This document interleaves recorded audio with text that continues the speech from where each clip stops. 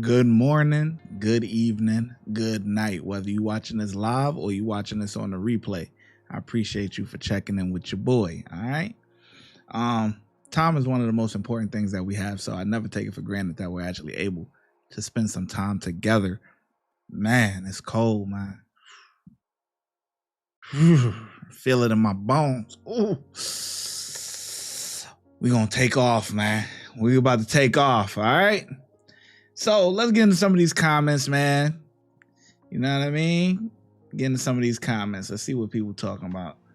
I'm gonna pull up the comments. All right. Wanda's in here. What's up, Wanda? This sounds outrageous and weird. Yeah. LLM says birds getting cold or it's cold. Being too warm definitely has its disadvantages. Looking forward to the live in the comments. Okay. Diane is here. What's good? What's happening, Diane? Cher is here. That hey, you know, what's up? What's up? Sandy's here. What's up? Andrea is here. What's up? All right, let's go. Let's go. Let's go. Let's go, man. Let's lock in, man. Lock in. You know, the way I look at it, it's like, I don't know if I'm a blow up or not, right? I don't know. It is what it is. But we can always have the proper work ethic to get us there. That's it, man. That's it. Sandy says, it's 81 here on the Gulf Coast. Yeah, man. Yeah, you know, it's summertime. You know what I mean? But it's Iceman, man. Drake dropped 3 albums, man. It's Iceman, man. We're here. Okay, let's get into it, man. So we got one from hold on, I don't even know what the channel is. Hold on. Hold on. Stay Awake. Okay, Stay Awake, Crime and Psychology. All right. And the title of the video is Killer Lives with Dead Body for 25 years. Okay, 25 years. All right. Let's go. Let's get it. Let's go. Hopefully you guys are having a good Friday. And let's go into the weekend with a bang. This is 59-year-old Violet Rose. Violet is about to find out that she has been sleeping directly above a dead body for the past 25 years. I was going to ask the obvious question. I was going to say, I assume we're here because yes, you found something. Him. Yes. May I ask where? Under one of the bedrooms. Hey, man, Violet. Come and sleep. It's okay, Violet. Violet, it's okay. Violet, man. You didn't know it. You trusted him. Okay? It's okay, Violet. It's okay. Sleep in there. I understand, Violet. I understand. Oh my God. Oh my God. You're going to get through this. You're going to get through this. Oh, that's a shock. Perhaps what is even more shocking is how this body got there in the first place. He told me that she was at his house, and I guess they argued, and then he shot her. Did he say what did he do with the body? He put her under the slab in one of the bedrooms. We want the body. Well, I understand this. Is Kimberly on the property? No. Is there any evidence of her murder on the property? Shouldn't be. No. Every step of this is just inhumane. All right, I say move, boys. Feet on the ground. Hands! Let me see your hands! Hands up! Hands up! It's insane. It's psychotic. That's what it is. Did you murder Kim? No. Okay. This sounds like this story is going to take us on an emotional roller coaster, man. It's going to be one of them rides. All right, Nicole, what's happening? We got a new member, Nicole. Okay, everybody welcome Nicole. I see that you just popped in the membership today. Gigi, she's in here. What's good? What's going? What's good? All right, let's continue.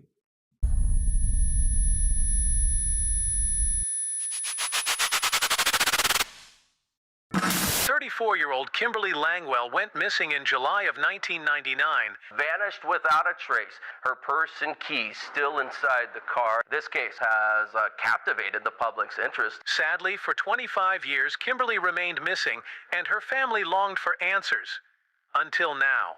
On July 9th, 1999, 34-year-old Kimberly Langwell went missing after finishing her shift at the Mobil Oil Refinery in Beaumont, Texas. Her car was later found 7 miles away, abandoned in a mall parking lot. But the vehicle was squeaky clean. With no witnesses and a teenage daughter at home, the investigators found it highly unlikely that Kimberly had disappeared by her own free will. The Beaumont Police Department immediately started interviewing people that could have been involved in Kimberly's disappearance. But at the time, there wasn't enough evidence to arrest anyone. The case went cold for 24 years until being reopened in 2023 after a true crime TV show reignited law enforcement's interest in the case. They went through the suspect list from the original investigation and began interviewing them one by one. Bringing back some memories for you.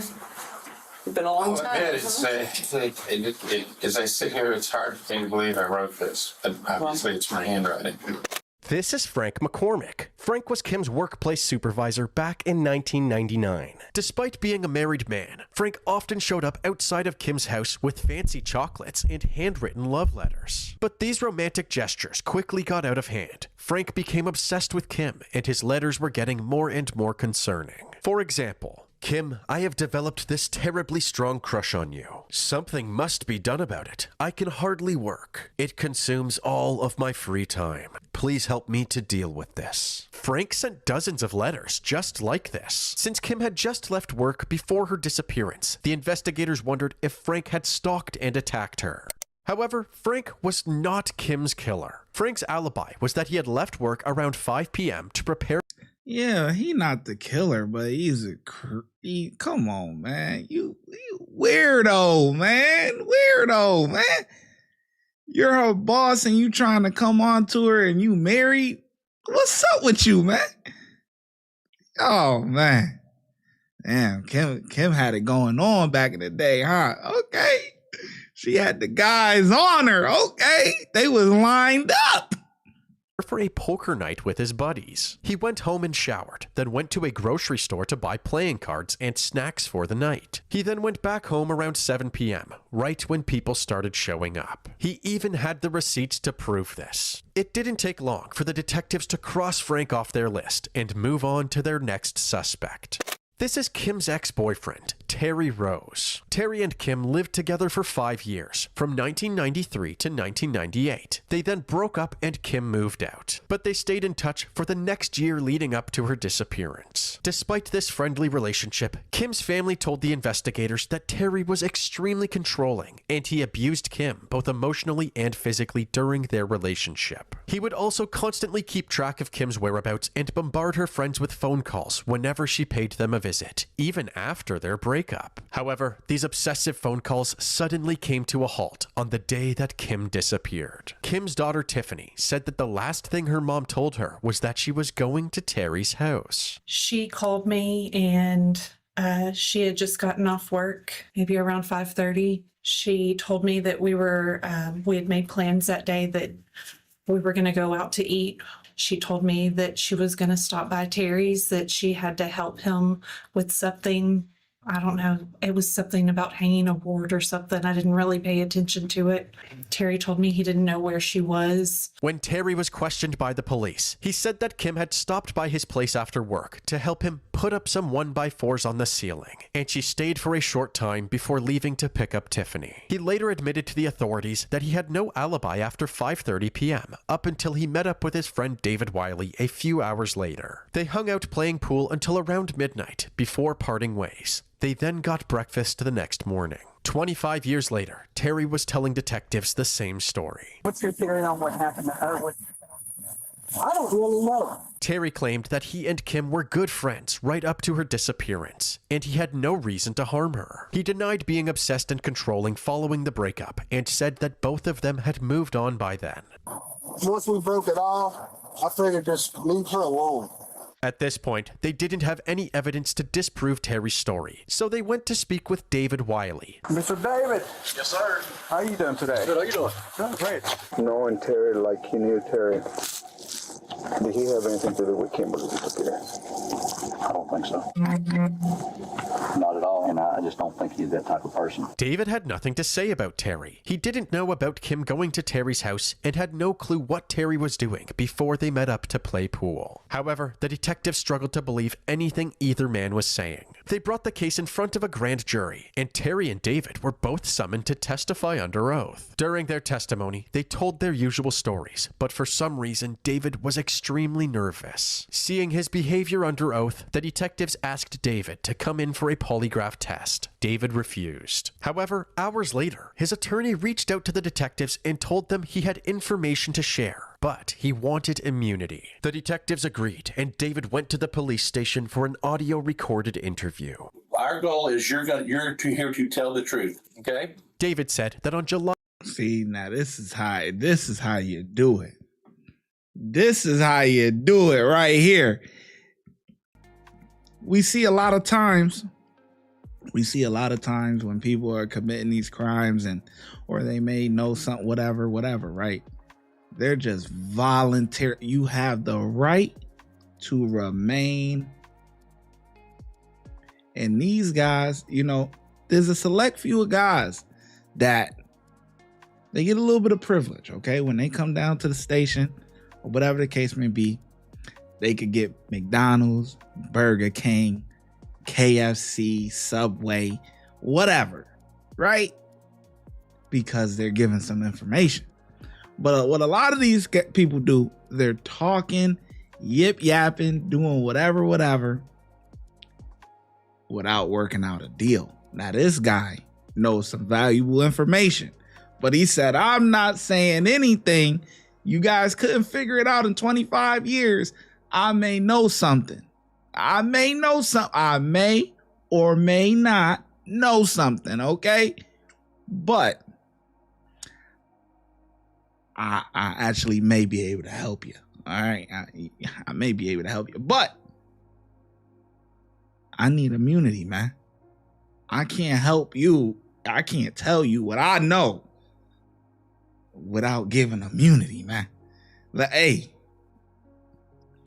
he worked out a deal, man. That's this. July 9th, 1999, he had just finished work when he received a phone call from Terry. He called me and asked me to pick him up at Walmart, probably between 5 and 6. He just said, when you get close to the parking lot, call me.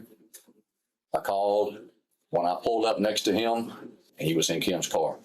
He said that he did not like that parking lot and to follow him to the corner of Dowling and Phelan. Used to be an Eckerd's store there and Market Basket and other businesses. So y'all left Walmart, you followed them down to Colonnade? Turned into the Colonnade shopping center parking lot. He stopped in a spot, got out and got in my truck, and I took him and dropped him off at his house and went back to my little trailer I was living in. The two met up later that evening to play pool at the Corner Pocket, which was about 60 yards away from where they parked Kim's car. Did you ask him, why are you in the car? No, I did not ask. They eventually parted ways, and the next morning they had breakfast together. Ate breakfast at Iron Skillet. Just kind of a normal conversation about plans for the day. It wasn't until later that week that Terry suddenly divulged the reason he was driving Kim's car. Sometime, it was either Friday night or the next day sometime. He told me that she was at his house, and I guess they argued, and then he shot her. The only thing he told me was back of the head. I think I was too dumbfounded to ask anything else. And then after that, did he say, what did he do with the body? He told me that he put her under the slab in one of the bedrooms. One of the bedrooms? And did he say which one? I believe he indicated it was the front bedroom closest to the street. The detectives asked him why he didn't report Terry's confession to the authorities immediately. I was shocked and astonished, didn't know what to think. I was afraid that I was involved in something that was going to have me in deep trouble. He said that after his grand jury testimony in 2024, he had a change of heart. After the days started going by, the thoughts just got too deep, too hard on me. I just couldn't put up with it anymore. I'm tired of it being on my conscience. The more likely explanation for David coming forward was that he realized the detectives knew he was lying and preferred to work out a deal rather than being charged as an accomplice. Regardless, this interview was a huge breakthrough in the case, but before celebrating, they needed to make sure that David was being truthful with them. They started by asking David to do a polygraph test, which he agreed to. Did Terry tell you he shot Kim? Yes. Did Terry tell you where he buried Kim? Yes. Not only was David being completely cooperative, but he also passed the polygraph test with flying colors. They then invited Terry to the police station to discuss the death of his father, who, in a completely unrelated incident, was murdered in 2004. But after that decoy conversation was over, the detectives in Kim's case surprised him with a search warrant for his house. How you doing? All right? Good, good. I can't remember me. I'm one of the guys that I was working on the Kimberly Langwell case. It's been signed by the judge. I want you to understand what all it entails. It's going to be a thorough search of the house, possibly under the house. So if there is information that you want to tell us, is Kimberly on the property? No. Is there any evidence of her murder on the property? Shouldn't be. No. Did you murder Kim? No. So is there any reason why we're going to find any kind of blood or evidence or remains or anything like that anywhere on your property, sir? No. I don't. My bad, I'm muted. Look at his change in breathing when they zoom in. I'm gonna run it back a little bit, but the compression start to, oh yeah, they on your ass, boy. The change in breathing.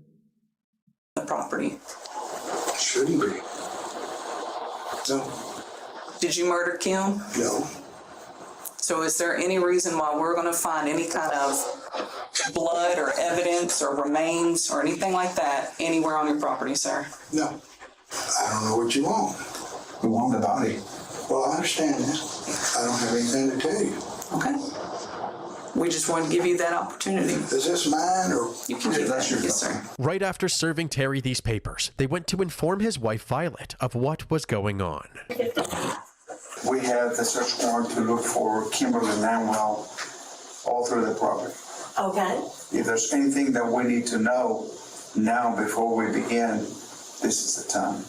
I honestly can tell you I don't know anything about where she is or anything about that. So y'all just do what you have to do. Well, if I had known this, I would have washed the dishes. Don't be At this point, it wasn't clear if Violet actually knew something about Terry's involvement. However, the only way to know who was lying was to see what was under Terry's house. Terry and Violet were allowed to leave for now, and a hotel was booked for them to stay in. But while these interviews were taking place, officers had placed tracking devices on their vehicles. The next day, Beaumont PD and multiple other law enforcement agencies went to Terry's house and executed the search warrant. They used GPRs, ground-penetrating radars, to scan each bedroom looking for any disturbances beneath the tiles. In Violet's bedroom, they discovered that the ground had been hollowed out. They observed an area in the front bedroom of the house that was, it appeared that it was missing a piece of rebar.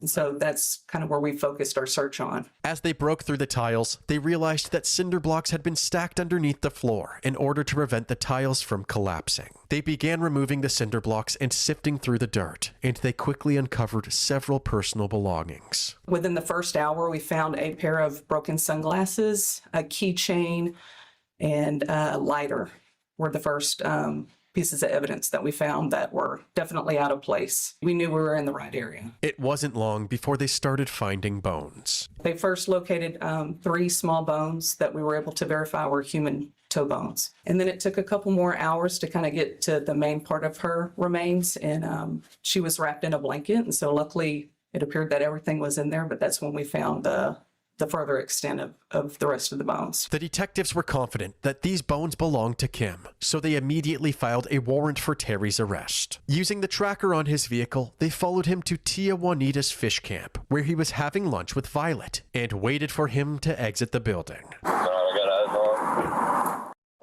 Move, boys. Feet on the ground. Hands! Let me see your hands! Hands up! Hands up! Move, Violet. Back up, Violet. Back up. Over here. Get down on the ground. Over here. I'm gonna get her.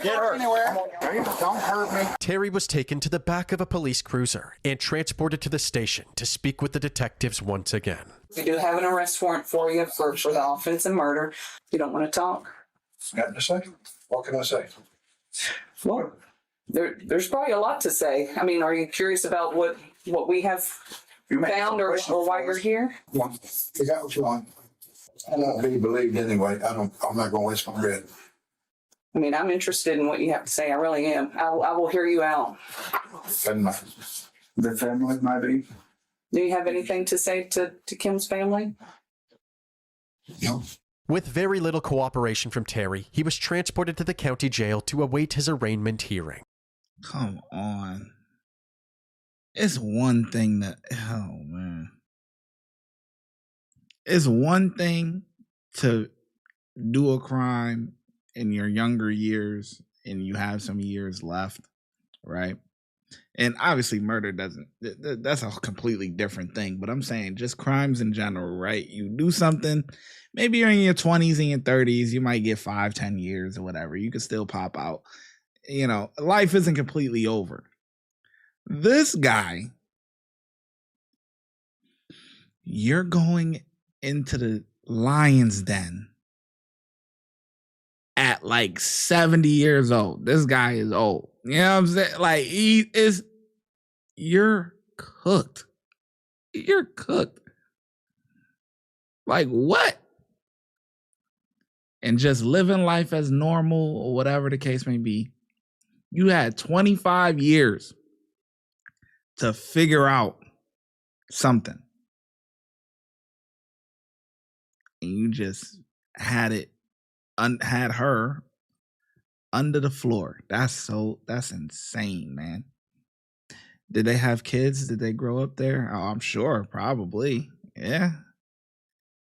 Damn, he ain't try to sell the house or nothing. Like, try to sell the house. What the hell? Terry Rose, you're being charged with the murder of Kimberly Langwell. Do you have anything to say? Terry, tell us what happened on that night in 1999. This could be your only chance to tell the public right now, right here. Do you have anything to say to Kimberly's family? Did you do it?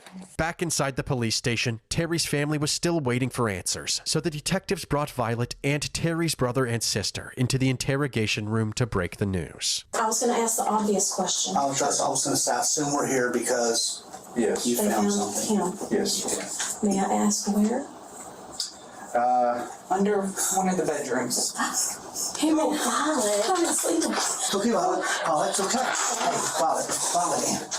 You didn't know it. You trusted him. Okay? It's okay, Violet. It's okay. Sleeping there. I understand, Violet. I understand. Oh my God. Oh my God. Oh, you're gonna get through this. You're gonna get through this. I know. Okay. I'm sorry. Don't be sorry. Oh, that's a shock. The excavation team back at Terry's house worked for 13 hours straight to make sure they had every last bit of remains. By the morning, they had recovered an entire human skeleton. All of the evidence was sent to the crime lab, and it was eventually confirmed through dental records that the remains did in fact belong to Kim. I'm so very grateful to have my mother back. Not in the way that I wanted her, but to know that she's no longer being held is a good feeling. An autopsy revealed that a gunshot wound had penetrated the back of her skull, suggesting that Kim was killed execution style. Despite the overwhelming evidence against him, Terry pled not guilty. His bond was set at $1 million, a price he was unable to pay, so he remained in the county jail awaiting his trial. After Chud's bond is higher than that. Chud the Builder's bond is higher than that. Boy, if y'all ain't watched that video, watch that video, man. And he don't even have a murder charge. He got an attempt.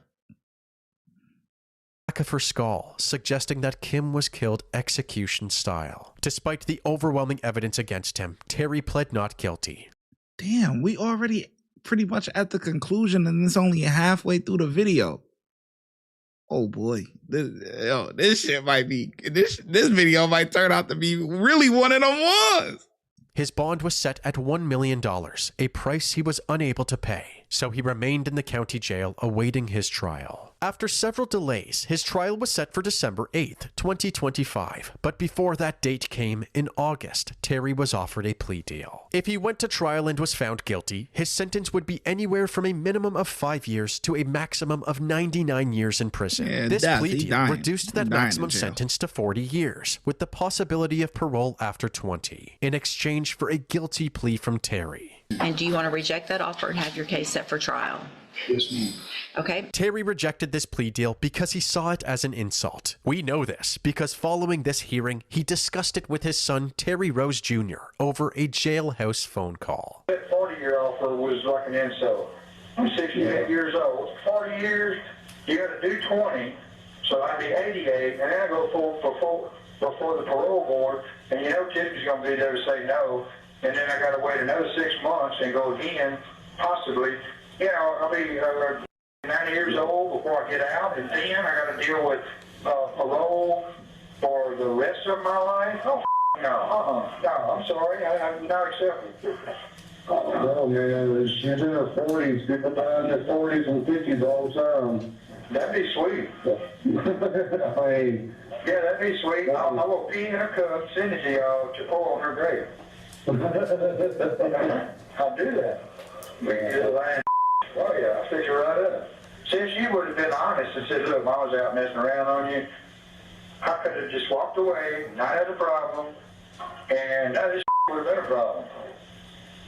But no, she had to keep her mom secrets. Terry must not have realized that this phone call was being recorded because he just revealed what his motive was for killing Kim.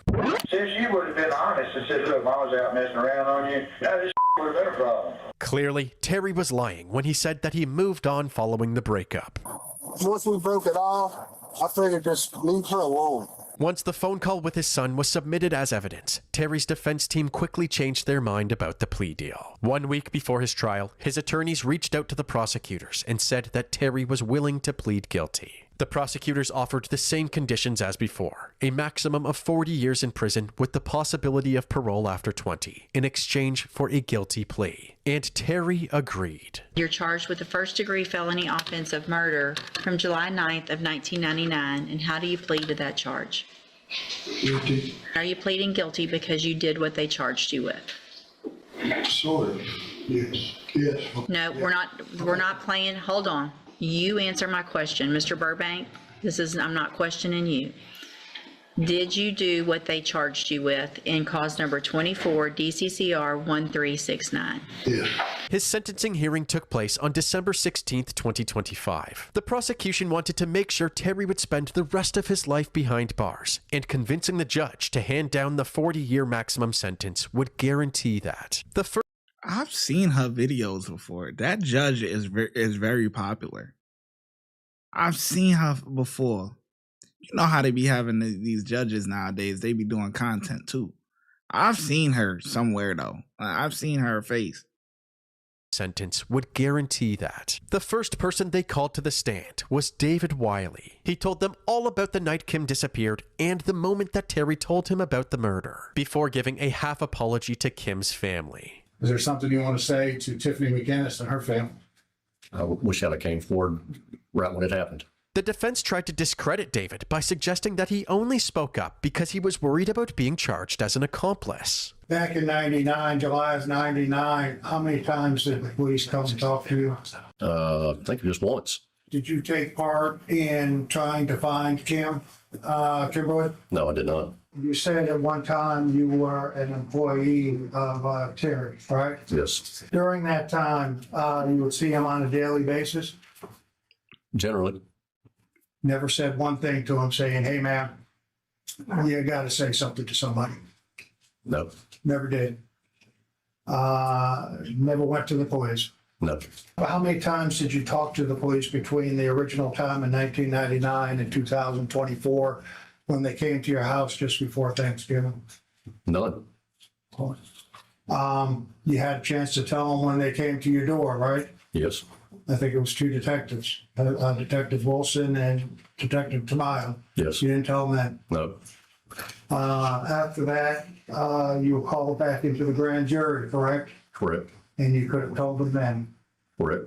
However, David's intentions were irrelevant to the state's case. During the testimony of Detective Heather Wilson, they made it clear that David Wiley coming forward was the sole reason that Kim's remains were even discovered. 25 years after she went missing, Kimberly Langwell's body was discovered under Terry Rose's house. Is that correct? That's correct. Yes, sir. With a gunshot wound to the back of her skull, consistent with what David Wiley said Terry Rose told him he did. Yes. Shot her in the back of the head. That's correct. Yes. This showed that regardless of David being complicit in the cover-up of Kim's murder, he was still hands down a credible witness. The bottom line was that Terry was the one being sentenced, so the state focused on his culpability and his actions following the murder. At any point in your investigation, has Terry Rose ever indicated he knew what happened to Kimberly Langwell?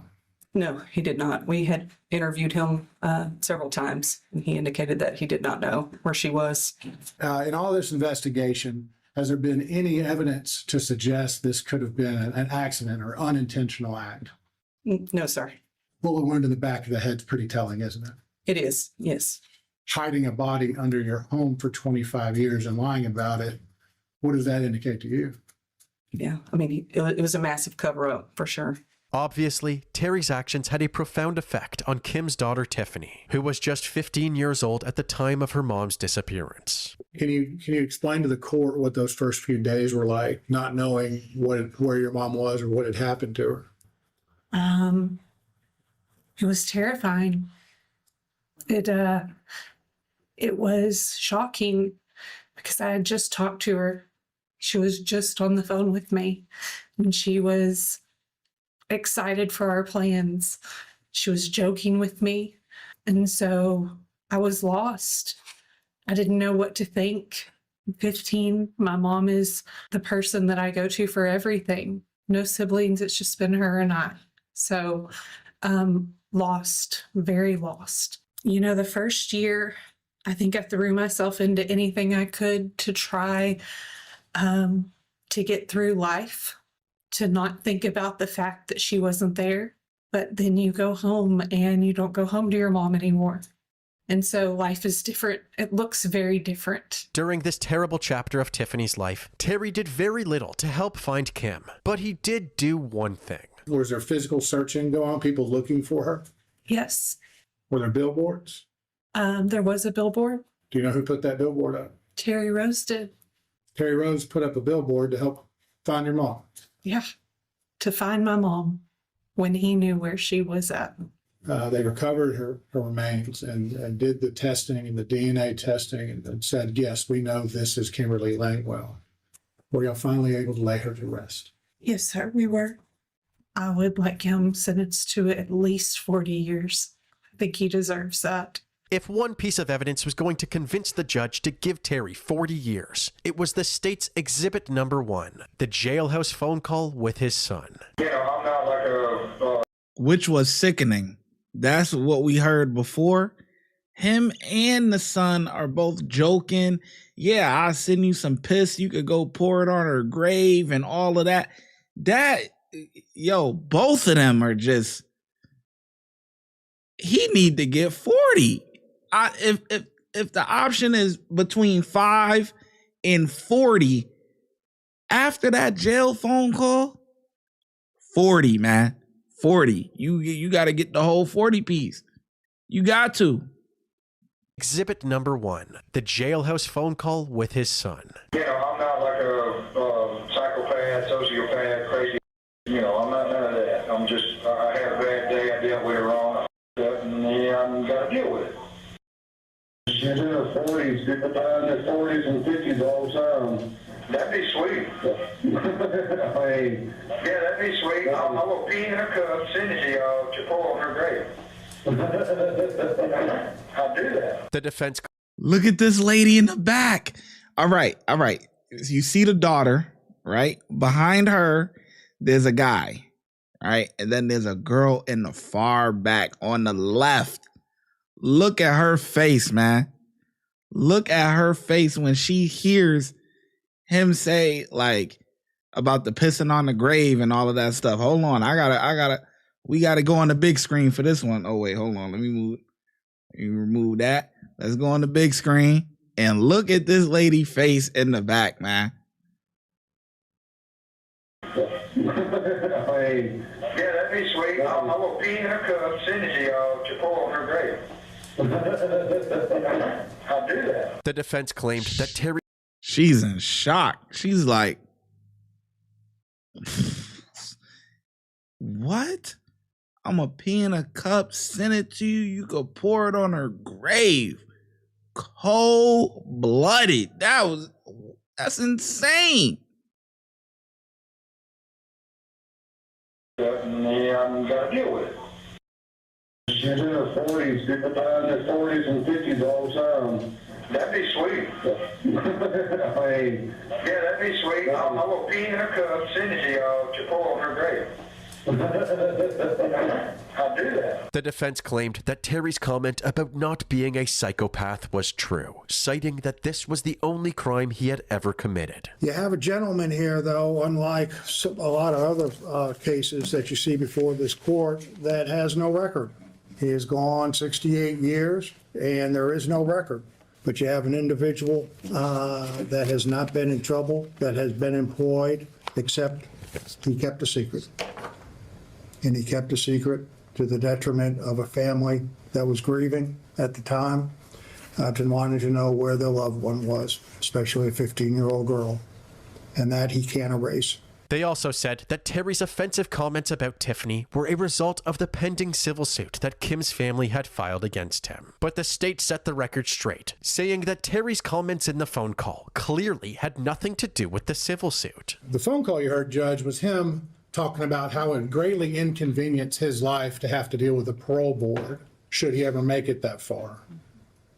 And that no doubt Tiffany McGinnis would tell the parole board not to let him out early. That's what he's complaining about.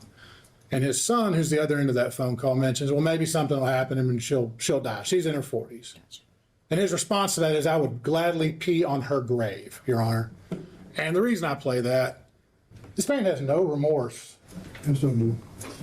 No feeling whatsoever for what he did to Tiffany's mother and what he's done to this family.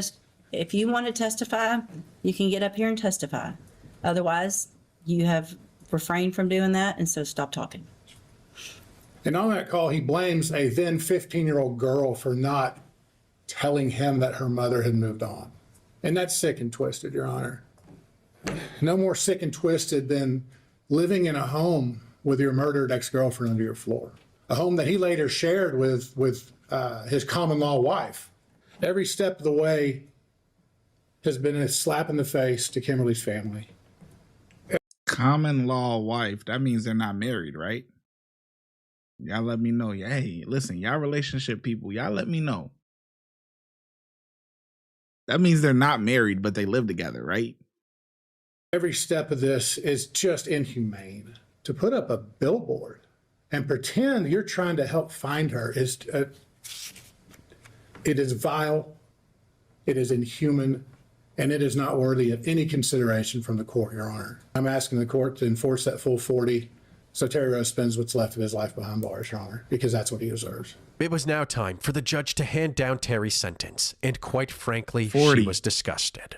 It's not often that I'm at a loss for words, and honestly, it's because I have too many words. And anything I say is not going to help Tiffany and her family other than getting this over with.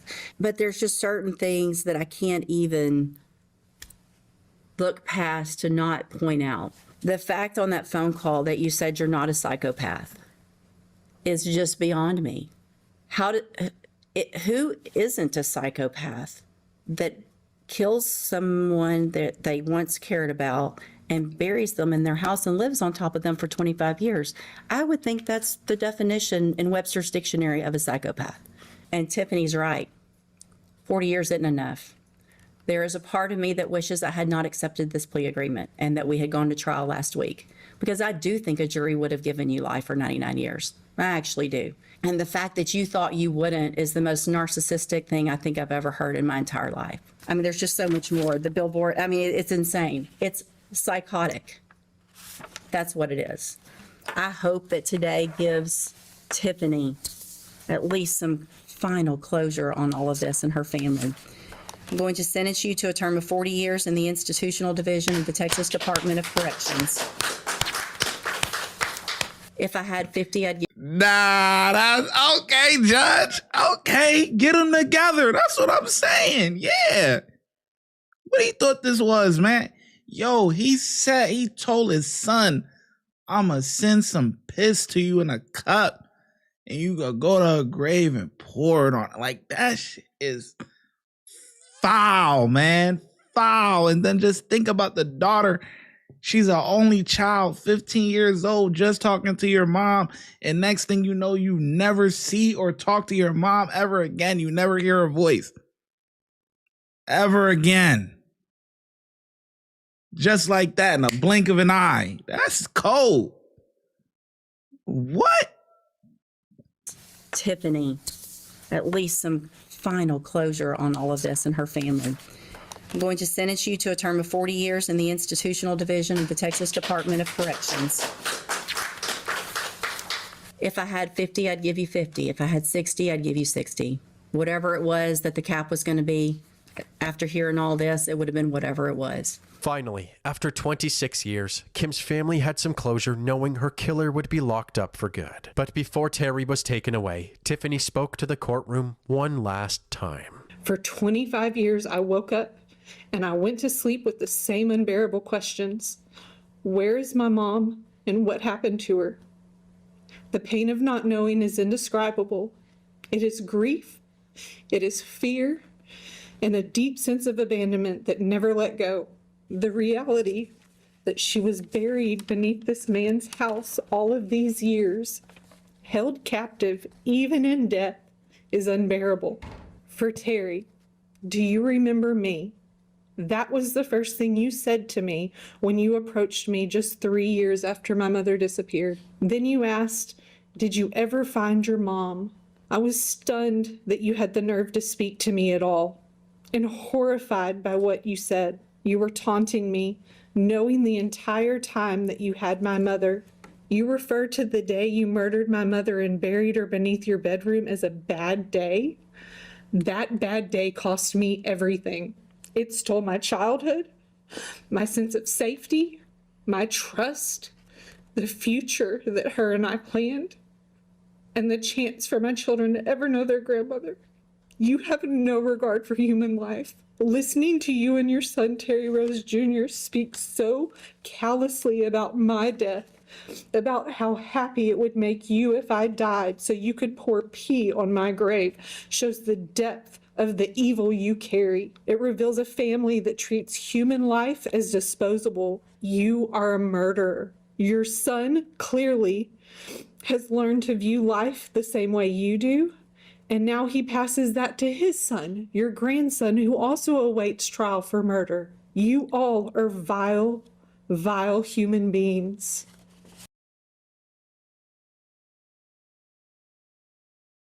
Oh, yeah. I mean, I'm glad she actually ended up bringing up I'm glad she brought up the part about the son, because the father and the son were both, you know, he ha-haing about the pee and all of that stuff. And then his son, so the grandson is like this is, yeah, this family here is this is messed up right here. Speaks so callously about my death, about how happy it would make you if I died so you could pour pee on my grave, shows the depth of the evil you carry. It reveals a family that treats human life as disposable. You are a murderer. Your son clearly has learned to view life the same way you do, and now he passes that to his son, your grandson, who also awaits trial for murder. You all are vile, vile human beings. Terry Rose was transported to the Dieball unit in the Texas Department of Corrections and will be eligible for parole at the ripe age of 88. I'm feeling relieved, a little bit of relief that this is finally over. Happy to walk away and know that we don't have to come back and do this anymore. I want people to remember my mom more than anything. To me, that's what's most important is. Wow, she looked like her. Wait, hold on. Run it back. Know that we don't have to come back and do this anymore. I want people to remember my mom more than She does anything. resemble her mom. To me, that's what's most important is that she is remembered. Mom got blue eyes though, but yeah, she does resemble her mom. Wow. Insane. What a case. What a case, man.